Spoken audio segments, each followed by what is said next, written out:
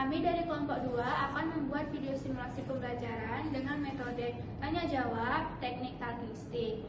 Di sini kami membuat video ini dengan tujuan untuk memenuhi penilaian ujian akhir semester mata kuliah Strategi dan Model Pembelajaran Bahasa Indonesia yang diampu oleh Bapak Bobi Gunawan, SPD MPD.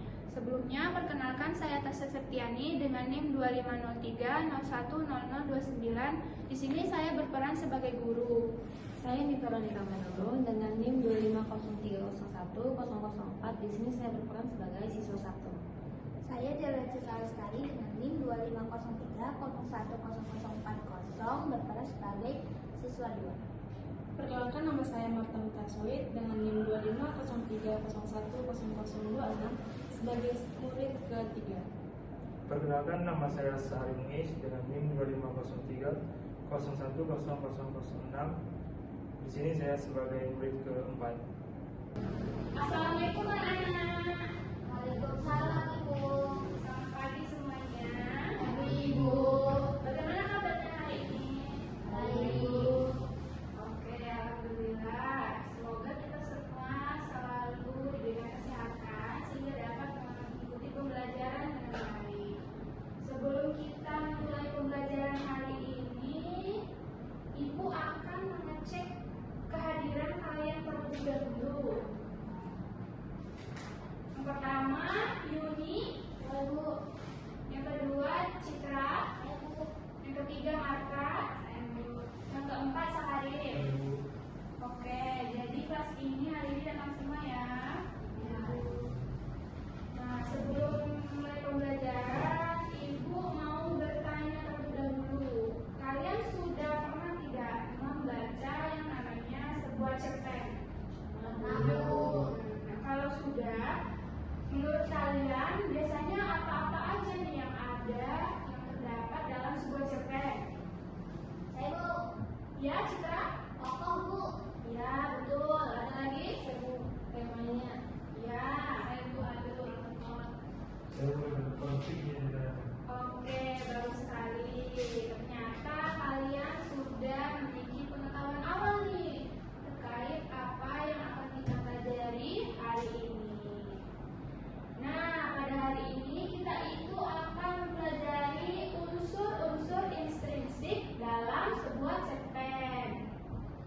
Jadi, unsur intrinsik itu adalah unsur-unsur yang membangun sebuah cerpen dari dalam cerita itu sendiri. Jadi, unsur-unsur ini memiliki peran penting untuk membentuk jalan cerita, untuk menghidupkan tokoh, dan juga untuk menyampaikan pesan kepada pembacanya. Tanpa adanya unsur intrinsik ini, sebuah cerpen itu tidak akan bisa menjadi cerpen yang utuh. Nah, apa-apa aja sih unsur-unsur cerpen itu? Tadi benar sekali yang anak-anak sudah sebutkan. Yang pertama itu ada tema. Nah, tema ini merupakan ide pokok atau gagasan utama yang menjadi dasar pengembangan sebuah cerita. Tema di sini menjadi inti yang melatar belakangi seluruh peristiwa dalam sebuah cerpen. Nah, tema itu ada banyak. Contohnya itu ada tema persahabatan, tema pendidikan, tema tentang keluarga, dan juga yang lainnya. Yang kedua itu ada tokoh dan penokohan. Nah, tokoh itu adalah pelaku yang mengalami berbagai peristiwa dalam cerpen. Tokoh itu berdasarkan jenisnya ada tokoh utama dan ada juga tokoh tambahan. Sedangkan berdasarkan karakternya atau sifatnya, tokoh itu ada yang namanya tokoh protagonis atau tokoh yang baik. Nah, ada juga tokoh antagonis atau tokoh yang biasanya memiliki sifat tidak baik dan juga biasanya menjadi penyebab dari konflik. Yang ketiga itu ada juga tokoh tritagonis. Tokoh tritagonis ini adalah tokoh penengah yang membantu untuk menyelesaikan konflik. Berikutnya, yang ketiga ada unsur penokohan. Penokohan ini adalah cara pengarang itu menggambarkan bagaimana watak, sifat, atau juga karakter tokoh-tokoh di dalam cerpen. Pengarang di sini menggambarkan menjalankannya itu bisa melalui tindakan tokohnya, melalui ucapan-ucapan tokohnya, atau juga melalui tanggapan tokoh-tokoh lain. Yang keempat, unsur keempat itu ada alur atau plot. Alur ini adalah rangkaian peristiwa yang disusun secara logis sehingga membentuk sebuah cerita. Alur itu jenisnya ada alur maju, alur mundur, dan juga alur campuran. Alur maju ini peristiwanya disajikan secara berurutan dari awal hingga akhir, hingga masa ke depannya. Terus ada alur maju. Alur maju ini peristiwanya itu diceritakan dari masa sekarang, kemudian menceritakan kembali di masa lalu. Yang ketiga itu ada alur campuran. Alur campuran ini adalah gabungan antara alur maju dan juga alur mundur. Berikutnya ada unsur latar atau setting. Nah, latar ini adalah keterangan mengenai tempat, waktu, dan juga suasana yang melingkupi peristiwa dalam sebuah cerpen. Latar tempat yang pertama ya. Latar tempat ini menunjukkan keterangan lokasi. Berikutnya latar waktu. Latar waktu ini menunjukkan keterangan kapan peristiwa ini terjadi. Yang terakhir itu ada latar suasana. Latar suasana ini menunjukkan bagaimana keadaan emosional yang sedang terjadi dalam sebuah cerita. Unsur yang berikutnya ada sudut pandang. Sudut pandang ini adalah bagaimana cara pengarang menempatkan dirinya dalam sebuah cerita. Sudut pandang yang pertama ada sudut pandang orang pertama. Sudut pandang orang pertama di sini, pengarang menggunakan kata ganti biasanya itu aku, saya, atau juga kami. Contohnya, aku berlari menuju kelas karena bel masuk sudah berbunyi. Nah, di sini pengarang menggunakan sudut pandang orang pertama. Yang kedua ada sudut pandang orang ketiga. Sudut pandang orang ketiga di sini, pengarang biasanya menggunakan kata ganti dia, ia, mereka, atau juga nama tokohnya. Contohnya itu, misalnya Rina berjalan perlahan menuju perpustakaan. Di sini pengarang menggunakan sudut pandang orang ketiga. Yang berikutnya itu ada sudut pandang campuran. Di sini pengarang menggunakan lebih dari satu sudut pandang dalam sebuah cerita. Oke, unsur berikutnya ada konflik. Konflik ini adalah pertentangan ataupun juga masalah yang dialami tokoh sehingga cerita itu menjadi lebih menarik. Konflik itu ada konflik internal dan juga ada konflik eksternal. Konflik internal itu adalah konflik yang terjadi dalam diri tokoh. Sedangkan konflik eksternal itu adalah konflik yang terjadi antara tokoh dengan tokoh yang lain. Berikutnya ada unsur amanat. Amanat ini adalah pesan atau nilai moral yang ingin disampaikan pengarang kepada pembaca melalui ceritanya. Amanat ini bisa disampaikan pengarang melalui secara langsung dan juga tidak langsung. Secara langsung, pengarang ini bisa menyampaikan pesan secara jelas dalam sebuah cerita. Sedangkan secara tidak langsung, pesan ini bisa disampaikan pengarang melalui tindakan atau peristiwa yang dialami tokoh dalam cerita. Yang terakhir itu ada unsur gaya bahasa. Nah, gaya bahasa adalah cara pengarang menggunakan bahasa untuk menciptakan efek tertentu dalam sebuah cerita. Gaya bahasa membuat cerpen menjadi lebih menarik, hidup, dan juga tidak membosankan. Gaya bahasa itu ada banyak sekali. Contohnya itu ada personifikasi, simile, dan juga dipergunakan dan masih banyak yang lainnya. Oke anak-anak, ibu sudah menjelaskan mengenai unsur-unsur intrinsik dalam cerpen. Nah, untuk memperdalam lagi pemahaman kalian semua, ibu akan membagikan sebuah cerpen. Nanti mohon dibaca dengan saksama, diperhatikan unsur-unsur intrinsiknya apa saja, karena nanti kita akan melakukan sebuah kegiatan yang seru.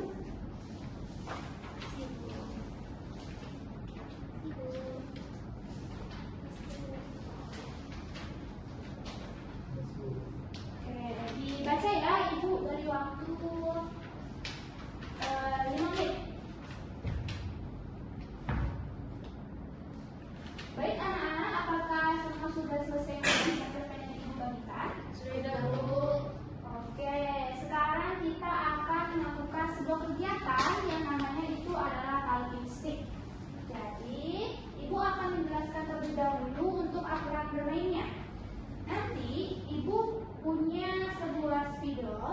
spidol ini nanti akan digulirkan dari ujung ke ujung, kembali lagi, nanti akan diiringi oleh musik. Nah, ketika musiknya ibu hentikan, maka yang memegang spidol ini itu akan ibu berikan pertanyaan dan langsung menjawab pertanyaan. Nah, pertanyaannya itu tidak jauh-jauh dari cerpen ini. Apakah semua sudah memahami aturan bermainnya? Ibu berikan dari ini ya. Kita mulai ya.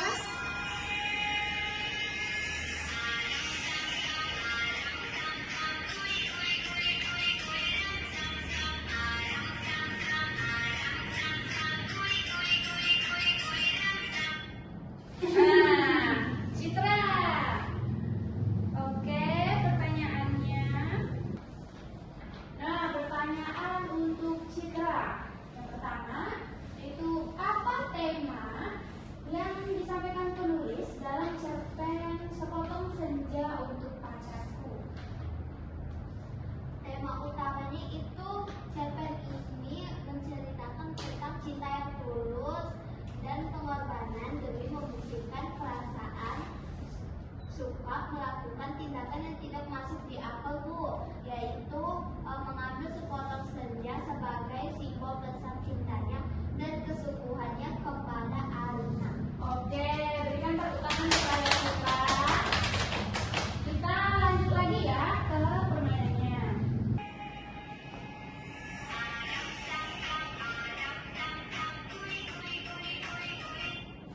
Oke, Yuni ya. Oke, pertanyaan untuk Yuni. Apa konflik utama yang dihadapi tokoh Suka saat berusaha mengirimkan sepotong senja kepada pacarnya? Konflik utamanya yang dihadapi Sukap itu adalah pengejaran dan kepanikan masyarakat setelah ia mengambil sepotong senja, Bu.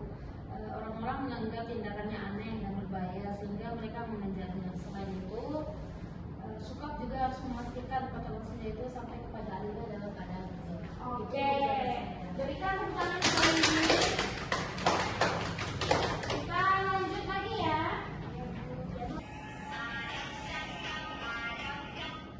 Oke, Saharis.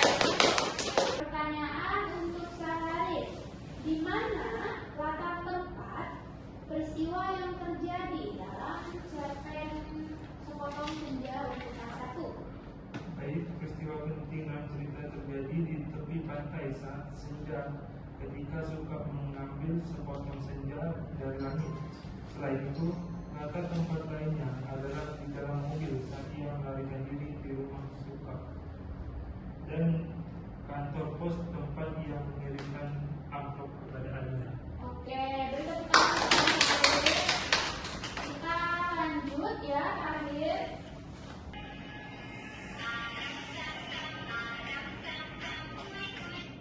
Oke, Narka ya. Oke, pertanyaan untuk Narka. Bagaimana latar suasana berubah ketika Alina membuka amplop di dalam kamarnya? Baik, Bu. Tadi setelah saya baca cerpennya, perasaan Alina itu saat membuka amplopnya itu adalah akan berubah menjadi hangat, indah dan penuh keajaiban. Hal ini digambarkan melalui aroma pantai dan cahaya jingga senja yang memenuhi kamarnya sehingga menciptakan suasana romantis dan mengharukan. Oke, beri tepuk tangan kepada Narka.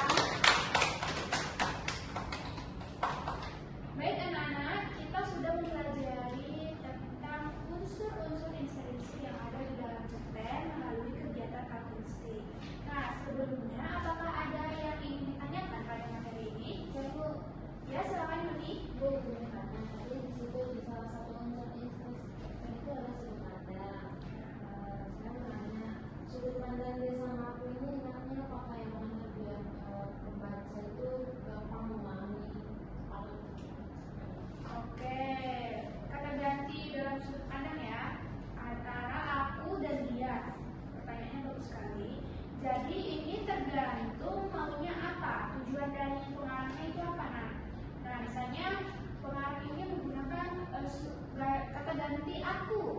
Jadi di sini tujuannya itu agar pembaca di sini menjadi seolah-olah nggak berasa menjadi tokohnya. Jadi di sini emosinya menjadi lebih dalam dan cocok untuk cerpen yang isinya itu seperti curhatan. Selanjutnya, jika menggunakan kata ganti dia, berarti di sini pengarang ingin pembacanya ini menjadi penonton. Jadi pembaca di sini bisa melihat semua tokoh dan juga kejadian-kejadian yang ada dalam cerpen. Dan ini bisa cocok untuk cerpen yang alurnya itu rumit dan juga tokohnya itu banyak. Jadi simpelnya itu ketika ingin merasakan itu menggunakan kata ganti aku. Sedangkan ketika tujuannya itu untuk dapat melihat semuanya itu menggunakan kata ganti dia. Apakah sudah bisa dipahami ini? Oke, apakah ada yang ingin ditanyakan lagi? Tidak ada ya. Nah, lanjut. Jadi sekarang ibu mau salah satu dari kalian itu siapa yang bisa memberikan kesan atau pesan pada hari ini tentang pembelajaran kita? Saya ibu. Ya, boleh silakan Marta. Saya dapatkan dari pembelajaran itu saya senang, saya bermain dan juga dapat juga belajarnya dan juga menambah pengetahuan Bu. Oke, bagus sekali. Tepuk tangan dulu. Oke, selanjutnya ibu mau lagi salah satu dari kalian siapa yang bisa memberikan kesimpulan pembelajaran kita hari ini?